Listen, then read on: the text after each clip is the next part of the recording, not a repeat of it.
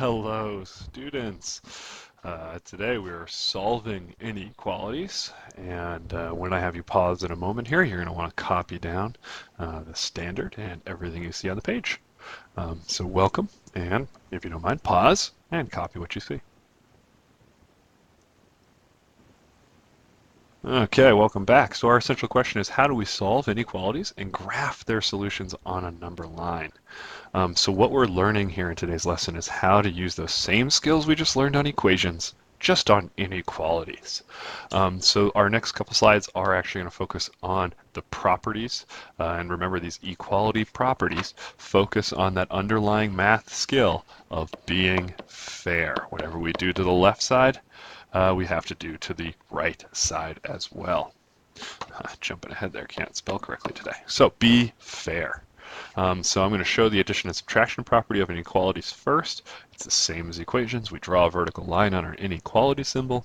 We minus 5 using the additive inverse from both sides. And the solution is x is less than 19.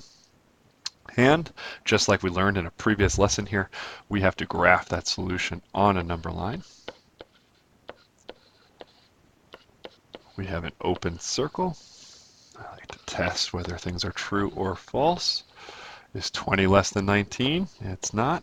Didn't matter which one I chose, because if one was false, the other has to be true. And if I found this true side, I shade it. That's our answer. Okay. So the next one is focusing on our multiplication and division property of inequalities. It is important to realize there's something different in this lesson. So as you begin to copy this down, I want you to focus when you're reading this.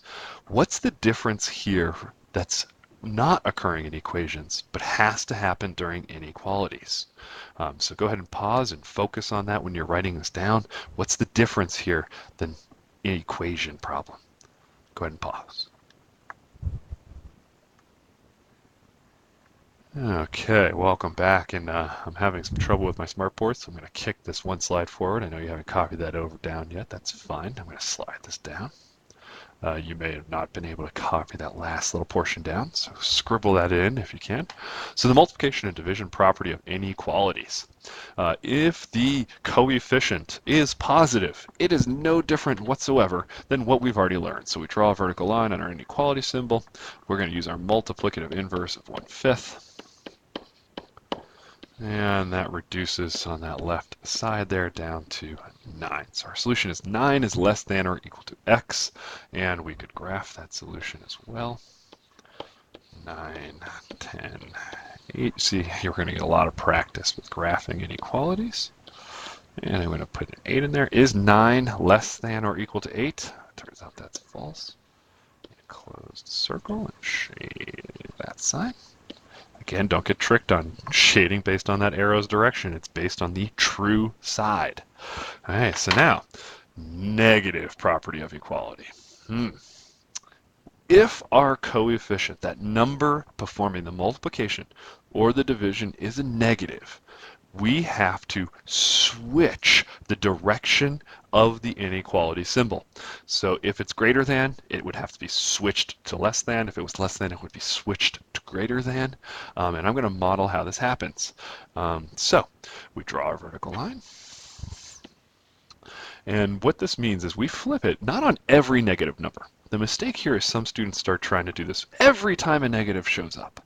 It's only if your multiplicative inverse is, oh, that's not my multiplicative inverse. I forgot to flip it.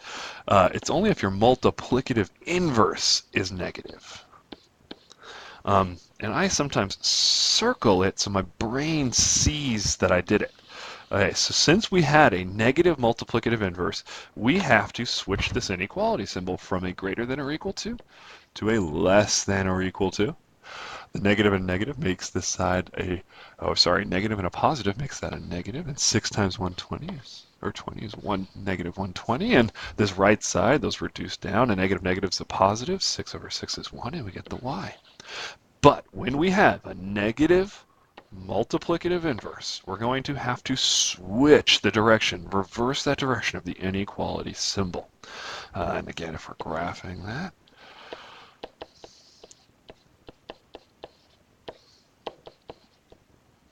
be a closed circle. Let's find out which side is true or false. Negative 120 is less than or equal to negative 119. That's true.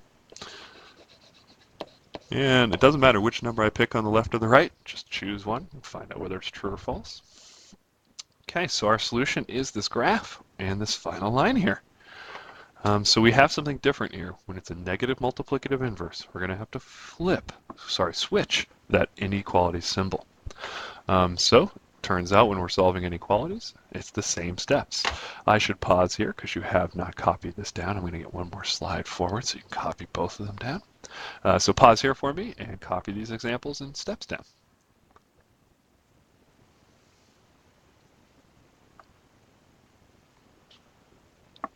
Okay, welcome back. You may notice these are the same exact steps that we learned for equations. There is no difference except for on this multiplicative inverse step. Remember, for inequalities, you have to pay attention to see if the multiplicative inverse is a negative. If it is, we flip it. So let's see how we solve these problems. We have our distributive property. That gets us negative 3x plus 15 is less than or equal to 10. No like terms on each side. No like terms across the inequality. We do have an additive inverse we need. Notice my additive inverse is negative. Do I have to flip anything? No. It's only if it's a negative multiplicative inverse. Okay, so then we have a multiplicative inverse. And again, I'm going to circle that number I wrote down, which is a negative. So I have to reverse this inequality symbol's direction. A negative makes it a positive, and that's going to be x is greater than 5/3. I like to show some graphing with rational numbers as our solution, because students are like, what? It's a fraction. It gets so much harder. It doesn't, as long as we stay that equidistance. And I just change my numerator. So that's 4/3. And before you write 6/3 on the right here, what is 6 over 3? You're right, it's just a 2. So always simplify your fractions. It's going to be an open circle. And let's find out. 2 is greater than 5/3. That's true. So we need to shade this side. Hey, as you can see, P.L.A.M works the same except for that multiplicative inverse step. We have to pay a little more attention when we do inequalities. So let's finish up example 1 over here. We draw our vertical line. We're going to distribute.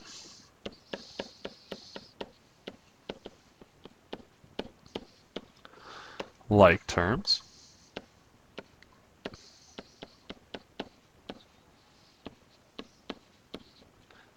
We don't have any across. We do have our additive inverse.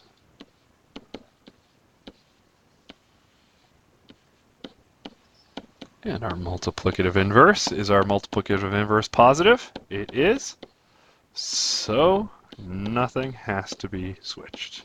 That is the answer.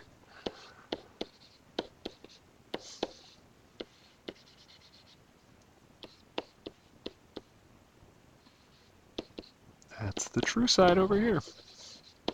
But notice, every time I'm testing which side's the true or the false side before I graph it. Now our final one, just doing it on some decimals. The skills aren't changing. I just wanted to model on rational numbers here.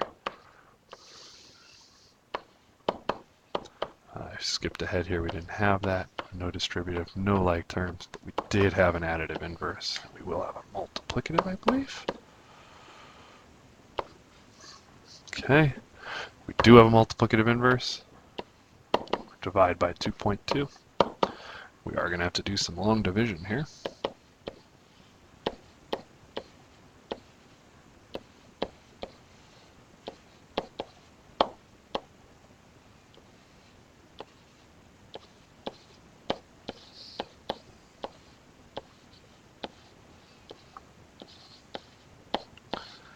Yeah, we're doing great. We're doing great. I don't know. I'm going to hypothesize here. I think it's going to be 8. Oh, look at that. Perfect. is 8. And it seems we may have a repeating decimal. But I do have to check to make sure it's about to happen. Yep, it does happen. We have the same number. That's going to be 8. So our solution here is a negative and a positive. The answer has to be a negative. 3.18 with the repeating bar over is less than x. That's our solution. And how to graph that on a number line.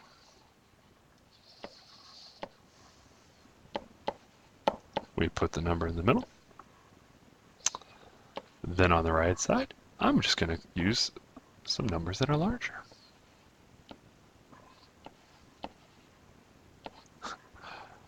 And to keep it equidistant, I'm only changing one place value. We need an open circle. And it's going to be that side. Okay.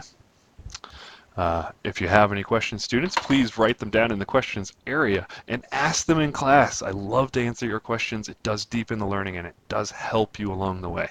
So we'll write our summary in class. And if you have any questions, please write those down and start asking tomorrow.